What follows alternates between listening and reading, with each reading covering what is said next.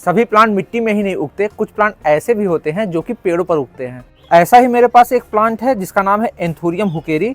इस प्लांट को bird nest anthurium या फिर हुकर्स एंथूरियम के नाम से भी जाना जाता है। यह एक एपीफाइट प्लांट है जो कि आश्रय या सपोर्ट के लिए दूसरे प्लांट पर निर्भर करता है, लेकिन यह प्लांट परजीवी नहीं होता। ये अपने मेजबान पौधे से शारीरिक सहायता बस लेता है और उनसे किसी भी टाइप का पोषक तत्वों का शोषण नहीं करता। ये हवा, बारिश और आसपास जमा मलबे से पोषक तत्व बल्कि लेता है। यह पौधा अपने एरियल रूट से खुद को दूसरे बड़े पौधों से जोड़ लेता है और उनके तने, ब्रांच और दरारें, कोटरे और छाल वगैरह में उग जाता है। लेकिन यह उस प्लांट को जिसमें यह उगा है उसे नुकसान नहीं पहुंचाता और उससे किसी भी टाइप का कोई भी पोषक तत्व नहीं लेता और न ही उनसे पानी लेता है। वैसे बहुत सारे लोग एंथूरियम हुकरी और बड़े पत्ते वाले एंथूरियम प्लोमनी में कंफ्यूज हो जाते हैं, लेकिन एंथूरियम प्लोमनी के पत्तियों का साइज इस प्लांट की पत्तियों के साइज से काफ़ी बड़ा होता है और उसकी पत्तियां थोड़ी ट्विस्टेड और वेवियर होती हैं। वहीं एंथूरियम हुकरी के जो पत्ते हैं, ये देखिए इसके कॉर्नर ये प्लेन हैं। हालांकि इसके पत्तों की भी जो साइज़ है वो बहुत ज़्यादा छोटी नहीं होती है और इसके जो पत्ते हैं अगर फेवरेबल कंडीशन इन्हें मिले तो ये लगभग 90 सेंटीमीटर तक बढ़ सकते हैं। एंथूरियम हुकरी में आपको जल्दी इसमें किसी टाइप का स्टेम या फिर तना देखने को नहीं मिलेगा। यह प्लांट फर्न की ही तरह बढ़ता है और इसमें ये देखिए सिर्फ और सिर्फ फाइलेज ही होती है। एंथूरियम हुकरी एक ट्रॉपिकल प्लांट है जो कि अरेसियाई फैमिली से आता है, जिसमें monstera, peace lily, aglaonema, डाइफिनबेचिया, anthurium और मनी प्लांट जैसे प्लांट आते हैं। और इस प्लांट की केयर और ग्रोइंग कंडीशन इस फैमिली के बाकी प्लांट्स की तरह ही है। वैसे एंथूरियम हुकरी कई सारे लीफ साइजेस, शेप और वेरिएशन में आता है, फिर भी यह एक पॉपुलर हाउस प्लांट नहीं है। ये प्लांट आपको बोटेनिकल गार्डन या फिर प्लांट एग्जीबिशन में बाकी एपीफाइट प्लांट्स के साथ में मिलेगा, लेकिन आप चाहे तो इस प्लांट को बड़े इंडोर प्लेस में एक सेंटर पीस के रूप में रख सकते हैं या फिर आप इसे अपने बाकी ट्रॉपिकल प्लांट्स के साथ रख करके एक ट्रॉपिकल थीम गार्डन बना सकते हैं। वैसे यह एक ट्रॉपिकल प्लांट है, इसलिए यह प्लांट हमारे यहाँ साउथ इंडिया में बिना किसी केयर के चलेगा, लेकिन अगर आप इस प्लांट की थोड़ी बहुत केयर करते हैं तो यह प्लांट नॉर्थ इंडिया में भी बहुत ही आसानी से चल जाएगा। मेरा यह प्लांट 3 साल पुराना है और मैंने इस प्लांट को मिट्टी में ही लगा रखा है। आप ये देखिए, इसके गमले में ये नॉर्मल मिट्टी ही है और इस प्लांट को मैंने अभी तक रिपोर्ट नहीं किया। ये इसी गमले में ये 3 साल से ये प्लांट चल रहा है। इस प्लांट का बड के घोंसले वाला शेप ऐसा होता है कि यह प्लांट जंगल में अपने अंदर ऑर्गेनिक डिब्रिस यानी कि कार्बनिक पदार्थ जैसे कि पत्तियां आदि को ट्रैप कर लेता है और उन्हें डिकम्पोज करके उनसे न्यूट्रिएंट लेता है।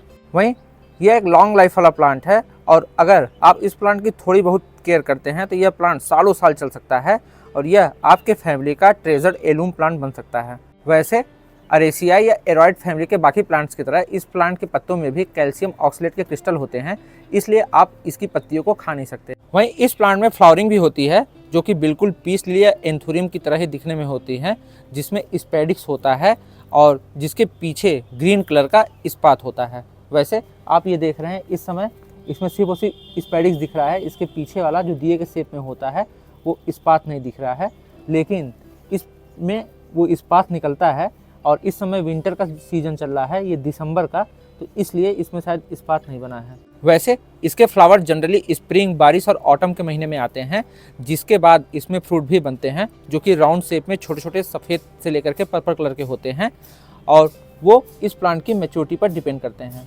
हालांकि आप ये देख रहे हैं ये सूखने के बाद कुछ इस तरीके से इसके दिख रहे हैं और इसके फ्रूट जो हैं वो पूरी तरीके से सूख चुके हैं।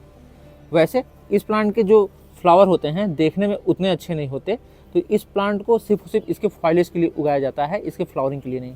वहीं इस प्लांट की बेसिक केयर की बात करें जिसमें सबसे पहला आता है सनलाइट, तो यह प्लांट ब्राइट इनडायरेक्ट लाइट का प्लांट है और आप इस प्लांट को ऐसी जगह पे रखें जहाँ पर इस पर डायरेक्ट सनलाइट ना पड़े, क्योंकि डायरेक्ट सनलाइट से इसकी पत्तियाँ झुलस जाती हैं। वहीं यह प्लांट थोड़ी लो लाइट कंडीशन को भी बर्दाश्त कर ले जाता है। वहीं यह प्लांट सॉइल में भी लग जाता है, तो अगर आप इस प्लांट को अपने घर में इंडोर में लगाना चाहते हैं तब आप इस प्लांट को किसी भी वेल ड्रेन, ऑर्गेनिक रिच और ऐसी मिट्टी जिसमें पानी ना खड़ा हो उसमें लगा करके आप गमलों में लगा करके घर में रख सकते हैं। वहीं ऐसी मिट्टी बनाने के लिए आप थोड़ी सॉइल में coco chips, cocopeat, peat moss, perlite, गोबर और पत्तियों की खाद, रेत, ये सब चीज़ें मिला सकते हैं, तो ऐसी मिट्टी में पानी नहीं रुकेगा और थोड़ा बहुत मॉइस्चर भी बना रहेगा। वहीं इस प्लांट में वाटरिंग की बात की जाए तो इस प्लांट में मॉडरेट वाटरिंग की चाहिए होती है और इस प्लांट की मिट्टी जब सूख जाए तभी आप इसमें पानी दें, मैं तो जनरली इस प्लांट में हफ्ते में एक बार ही पानी देता हूँ। इस प्लांट में आप ओवर वाटरिंग बिल्कुल भी ना करें, जिससे इस प्लांट में कभी भी फंगल ना लगे। वहीं इस प्लांट को ग्रो करने के लिए अच्छी खासी ह्यूमिडिटी की ज़रूरत होती है। तो अगर आप इस प्लांट को ऐसी जगह पे लगा रहे हैं जहाँ पे इसके आसपास कोई दूसरा पौधा नहीं है, तब आप इस प्लांट में गर्मियों के सीजन में ह्यूमिडिटी के लिए पानी का ट्रे रख दें, जिससे इस प्लांट को थोड़ी ह्यूमिडिटी मिलती रहे। वहीं अगर आप इस प्लांट को कई सारे प्लांट्स के बीच में रख रहे हैं, तब आपको ऐसा करने की ज़रूरत नहीं है, क्योंकि जहाँ पे ढेर सारे प्लांट होते हैं वहाँ पे ऑटोमेटिक ह्यूमिड इन्वायरमेंट बन जाता है। वहीं आप इस प्लांट की प्रूनिंग भी कर सकते हैं। तो जैसे कि इसकी पत्तियाँ, पुरानी पत्तियाँ पीली पड़ जाएँ तो आप उन्हें कट कर सकते हैं। इससे इस प्लांट की जो ग्रोथ है वो अच्छी रहेगी और देखने में ये प्लांट अच्छा लगेगा। इस प्लांट की प्रोपोगेशन की बात करें तो इस प्लांट को ईजिली डिवीजन के द्वारा प्रोपोगेट किया जा सकता है।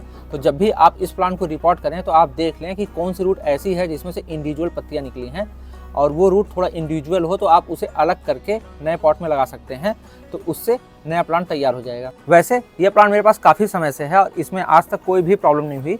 लेकिन अगर आप ये प्लांट लाते हैं और उसमें आपको एफिड्स, मिलीबग या फिर स्पाइडर माइट्स दिखते हैं, तो आप इस प्लांट में जो नीम का ऑयल स्प्रे होता है उसे कर सकते हैं। वहीं अगर आप इसमें ओवर वाटरिंग करते हैं या फिर इस प्लांट को बहुत ज़्यादा ह्यूमिड इन्वायरमेंट में रखते हैं, तो भी इसमें फंगल इन्फेक्शन हो सकता है। तो ऐसे में आप इसमें फंगिसाइड डाल सकते हैं और पानी तभी दें जब इसकी मिट्टी पूरी तरीके से सूख जाए। तो ओवर वाटरिंग अगर आप इस प्लांट में नहीं करेंगे तो ये प्लांट बहुत ही अच्छे तरीके से चलेगा। तो आज का वीडियो बस इतना ही। जल्दी मिलते हैं नए वीडियो के साथ में, तब तक के लिए बाय बाय।